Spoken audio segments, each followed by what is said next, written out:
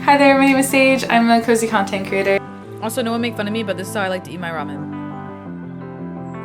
Cinematic vlogger.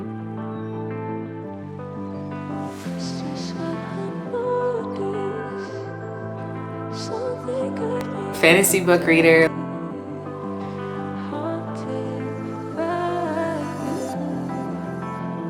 And today I'm going to be talking about what it's like to be a micro-influencer in today's world. When I initially wanted to do this video, Twitter was still Twitter. Instagram had a fairly easy algorithm to kind of follow, and I barely touched YouTube. So things have changed. Social media is changing. It's making it easier, sometimes harder to interact with your audience. Though I am not a coach, take this advice with a grain of salt and just come on the journey with me that is content creating in the year of 2023.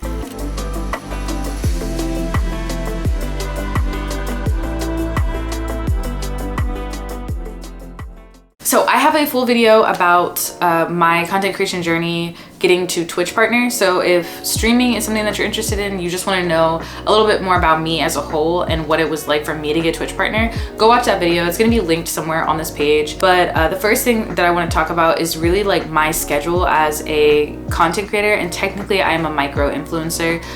What that means is that there's like a tier list. I'll put it somewhere on the screen too, but there's like a tier list where it describes based on your following, so not your engagement rate, nothing else, but how many people are subscribed or followed your accounts.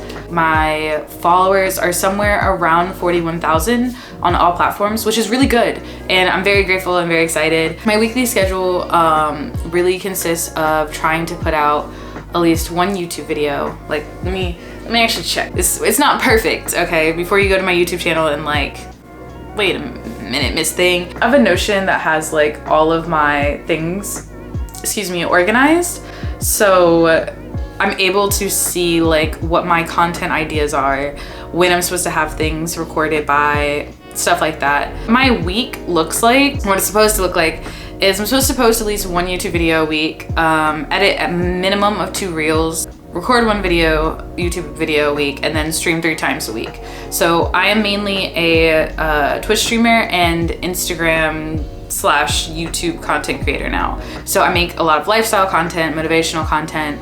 I'm trying to get into book Instagram, book talk, book YouTube, whatever. I'm trying to get into that sphere, and just cozy living. I want to make everyday living feel like cinematic. I really like working with cameras now, so that because that's an interest that I have now, I want to incorporate that into my content, if that makes sense. That's what my week is supposed to look like, right? What my week on each app kind of looks like. Instagram, I have it set to post on my story every single day, whether it's just reposting other people's reels or just posting something silly, posting an outfit. Post pictures once or twice a week, so the actual pictures with the carousel, like just photos of what I'm doing during the week, or again, outfits, if I traveled somewhere, it's just selfies, pictures of my cats, memes, doesn't matter. I always post a carousel. Post reels 3 to 4 times a week. So I already said that my weekly, in general, I'm supposed to be editing 2 reels a week. That's because I used to just do 2 reels a week. Now I try to stick to about 3 or 4 times a week. Posting the pictures, editing the pictures, taking the pictures, plus editing the reels, taking the videos for the reels, and figuring out the ideas for the reels, plus finding the sounds for the reels. That takes so much time out of my day. It's really difficult to find sounds that you enjoy. And yes, you can follow those accounts that give you like an idea of what sounds are gonna be trending, but they don't know your niche. Usually the niche that they are like pushing towards are people that own businesses, small businesses where they're selling physical goods.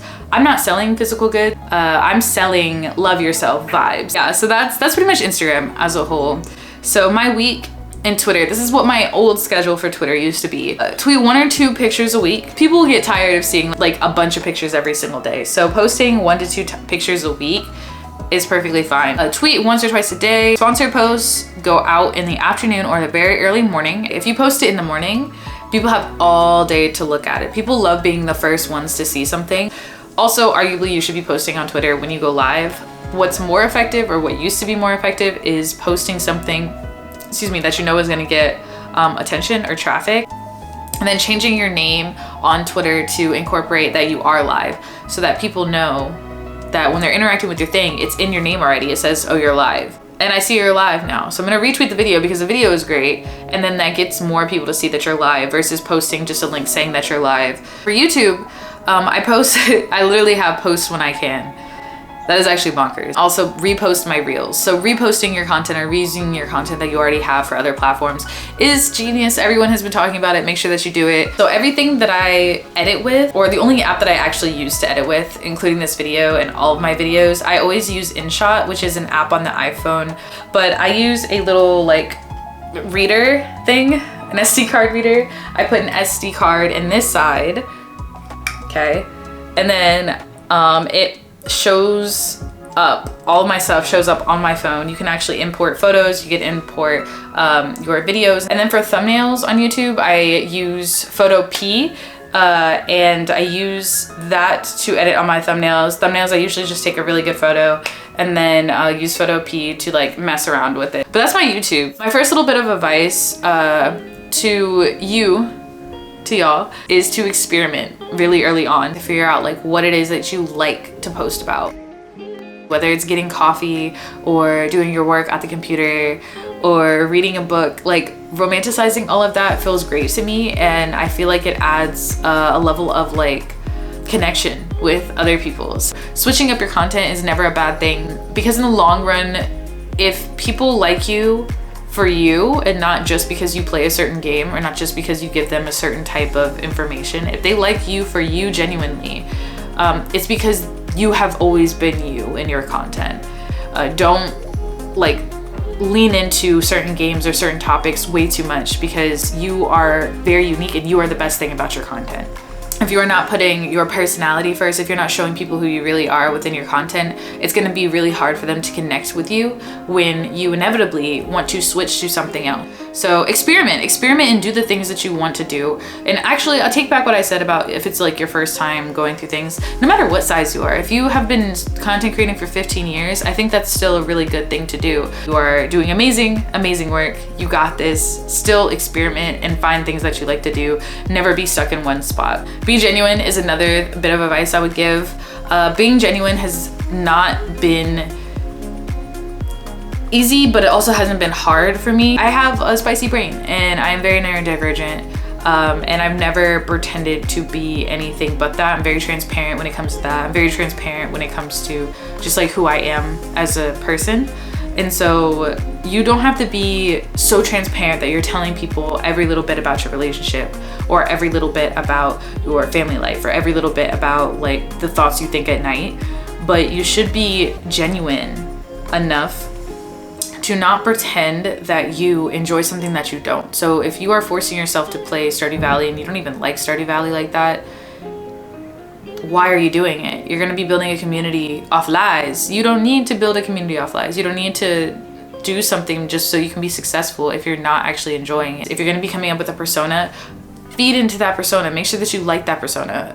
To all my VTubers out there, feed into that persona something that is interesting to you. Don't make up a persona of something just because you think it'll get like clicks and views and things, because you're gonna get burnt out on that persona very quickly. So be as genuine as you possibly can. Be kind to people. If you're not kind, I don't know, figure it out. Other things that I forgot to talk about until right now that are a part of my schedule. As a micro-influencer, I am signed currently to Horizon Union. I enjoy my manager. It's my favorite thing about being in Horizon Union. So every other week, I have a meeting with him, so that's part of my content creator thing.